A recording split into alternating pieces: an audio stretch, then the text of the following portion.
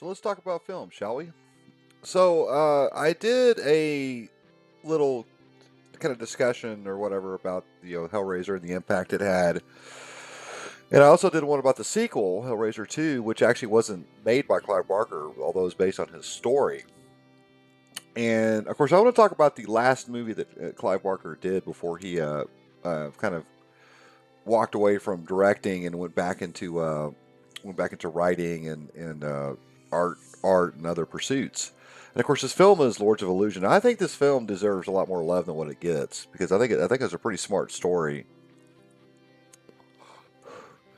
and it has a lot of very interesting concepts that I think show that Clive Barker actually had potential to be a good director. It's just that he his imagination was I think a bit much, especially this is came out in I believe the mid to late '90s. So he definitely had some huge obstacles to overcome, and plus he had done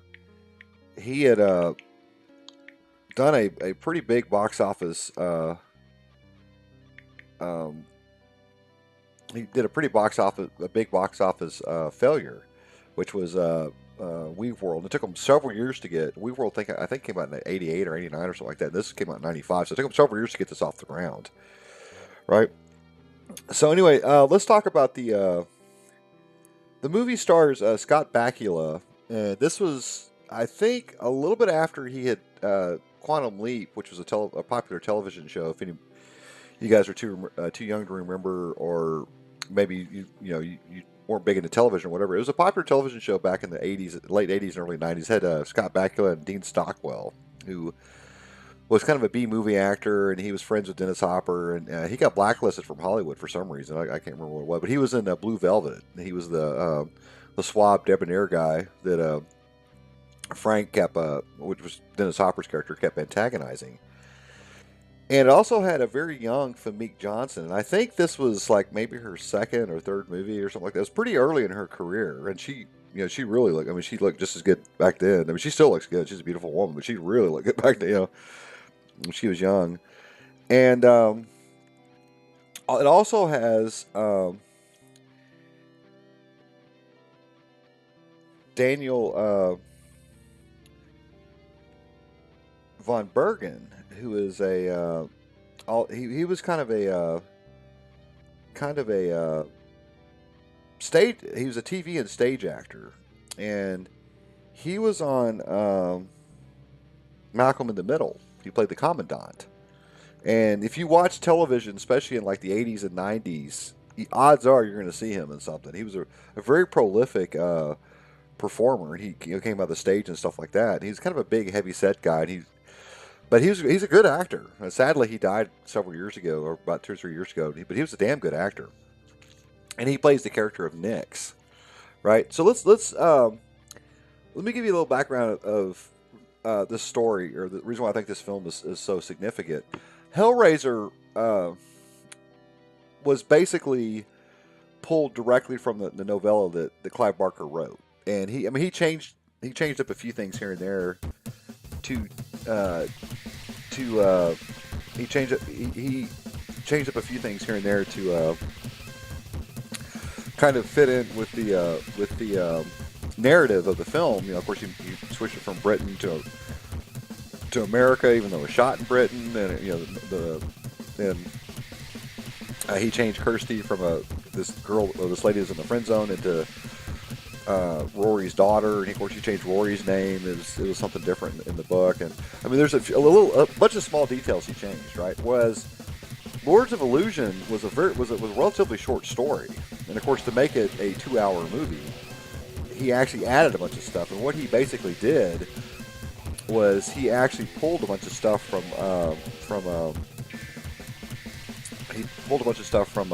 his own work, right? And so he kind of pulled little bits and pieces from his other short stories and kind of fit them into the narrative, which I thought was really cool. I mean, and I'll get to some of the things that he kind of added to it here in a little bit. So anyway, but basically the story revolves around the character of Harry D'Amour. Now Harry D'Amour, played by Scott Bakula, is a very common character in Clive Barker's novels. He's almost like his kind of his literary alter ego, if you will, or his muse. He's in a bunch of his stories, right? And he was just like, kind of disgraced New York cop, and he becomes this private investigator, and he kind of specializes in occult cases and stuff like that.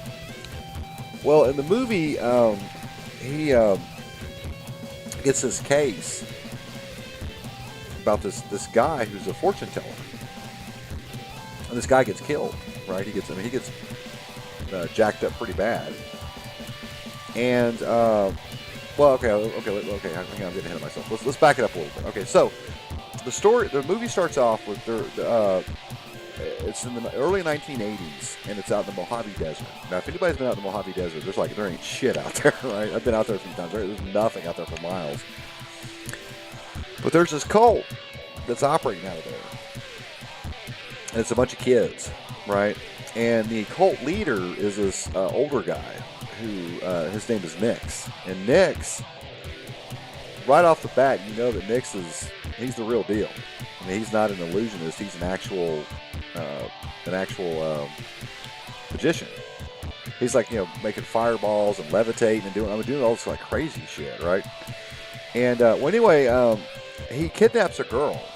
She looks like she's probably a teenager, and he no telling what he was going to do with her, or what the cult was going to do with her, right? Well, a couple of the cult members didn't think that was a good idea. So they kind of rebel against them, and I think it's like 3 or 4 of them. And well, the kind of the ringleader of this little bunch was a guy by the name of Swan. Now Swan was actually Nix's protege, right? And of course you don't really know that at the time, but later on you kind of figure out that the two had a very special bond together. So anyway, these three renegade cult members actually overpower Nix. They shoot him, and of course they put this metal thing on him, like this kind of bracing thing, and they actually drill it into his flesh, and then they bury him where nobody can find him, right? And well, years later, Harry D'Amour, who's a disgraced cop, he's a private investigator, gets this case where this fortune teller gets murdered, right? And he gets all jacked up. He stabbed like multiple times and all this. So anyway, when he visits the fortune teller as he's dying, the fortune teller actually reads his fortune with cards, right? So I thought it was kind of cool. And he tells him that beware of Nix, right? And of course, he has no idea who Nix is. So he goes snooping around this place called the Magic Castle. Now, the Magic Castle is an actual real place in Los Angeles. It's where a lot of the old illusionists and stage magicians and stuff like that used to kind of hang out at back in the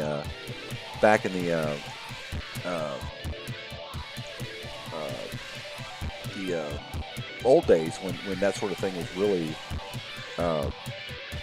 was really kind of cool. Being a stage magician was kind of like the rock stars of their day. They were kind of the real outlaws. And so anyway, he goes snooping around, and he starts asking around. Of course, they get all the magicians give him like these really vague answers and all this other stuff. And he's kind of under the impression they're not calling him a fraud, but they don't like the guy. So D'Amour, who's kind of he's used to kind of being a character in a Clive Barker story. He's used to seeing weird stuff. He kind of under the impression that Swan's a little bit more than what they say he is, right? And so anyway, I'm sorry, I missed out a detail. So anyway, at one point, D'Amour actually visits Swan and then watches one of his performances, and he dies in his performance, right? He meets his wife, who's played by Famke Jensen, right? And that's when Harry D'Amour starts snooping around this Magic Castle place, and he finds well, anyway, him and this other magician find this book that's handwritten. And if you look really closely, you can see that like a lot of the stuff that was in this book is stuff that Nix was pulling in front of that cult. He was like shooting fireballs out of his hands and levitating and all this other stuff. But, well, D'Amour gets looking really close, and he kind of realizes that it shows a way of faking your own death. So his feeling is that maybe he faked his own death to kind of throw Nix's supporters off the trail, because he's beginning to try to figure out that whoever killed the fortune teller was one of the guys, actually one of the renegade cultists, Damore kind of figures out that he actually was probably killed by one of the actual remaining cult members, right? Trying to figure out where the hell Nix's body is. They figured out a way to resurrect him or whatever. And Swan conveniently kills himself, but he's not really dead. He fakes his own death, and of course Damore figures all that out. And of course Swan's pissed off because Damore's old lady is sleeping with him, right? Or I mean, Swan's old lady is sleeping with Damore, and of course Swan gets pissed off about that. And at first they don't like each other, and Swan tries to kill him, but they kind of come to this professional agreement. Well, um, they do find Nix. A couple of the remaining cultists do find Nix, and they resurrect him, right? And he comes out, and he's just as powerful as he was before. Well, uh, when that happens, they make a phone call. Right? Now, this little tidbit was taken out of the original theatrical cut, probably because it's so unsettling, and it was put into the later director's cuts and uh, other versions of it. But anyway, the remaining cultists, kind of put the word out that Nix is alive again, and you see these little montages of these cultists killing their families and their loved ones and doing all this crazy stuff, and it's basically dropping what they're doing and going back out to the desert. So they go out there to meet Nix, and one of Nix's henchmen kidnaps Famke Jensen. And come to find out, Famke Jensen was the girl that Nix had kidnapped like 15 years prior. She's a grown woman now, but she's not a teenager. And and they do it, and of course,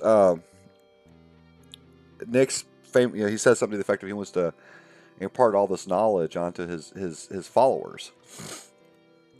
So they all gather together, and they break these bottles in the desert sand, and they all kneel down and they shave their own heads, and they do all this like really crazy stuff. And of course, Nix turns the sand into like quicksand, and he basically kills them all. He buries them in the sand or whatever, and that is actually pulled off out of another Clive Barker story that was in the Books of Blood. And I thought that was really cool to see that cinematically. I thought it was pretty cool. And I thought it kind of fit into the story fairly well. Well, anyway, him and Swan start going at it. They have this like big wizard's duel and all this other stuff. And of course, the ground opens up, and ultimately Swan overpowers Nix, but he kind of dies in the process. And that leaves Famke with Damore, and of course Damore takes Famke and leaves. Now, the reason why this movie was so cool was, like I said, you get to see a lot of little tidbits from other Clive Barker stories or in his novels and short stories, kind of written into the narrative. And Nix, to me, was such a bastard. I mean, he was so evil. I mean, right? I mean, he was the typical cult leader. He just kill his own followers and not even think twice about it. I mean, it was pretty extraordinary how they put him on the film. And the actors were pretty solid. I mean, Scott Bakula did really good. It had a pretty interesting story, and it talks about something which I'm very fascinated in, which is the idea of magicians. I've always been very fascinated in that whole world. I was a big fan of the movie Prestige, which came out in the mid 2000s, and I read that book too. And Christopher Nolan did a pretty good job of converting that book into a movie. And of course, he changed a bunch of stuff around, but it was still pretty cool. And yeah, I've always been into that. There's another book by Peter Straub, who's a contemporary Stephen King, called Shadowland, which is about magicians. But I thought it was really cool. I thought Scott Bakula did a pretty good job. Unfortunately, the movie didn't do very good. I mean, it did okay, but it didn't do as good as Clive Barker had hoped. And he kind of walked away from directing after that. But I think it's a little nugget that I think needs to be talked about more. I thought it was for the time, I thought it was a pretty interesting story. And it talks about cults and magic, and it's got a lot of Clive Barker tropes in it. I mean, it's really cool. So anyway, hopefully I can convince some people to go watch the movies. But yeah, it's definitely if you're into like stories about magic and stuff like that, I definitely recommend it. So anyway, I shall let you guys go, and I will talk to you later.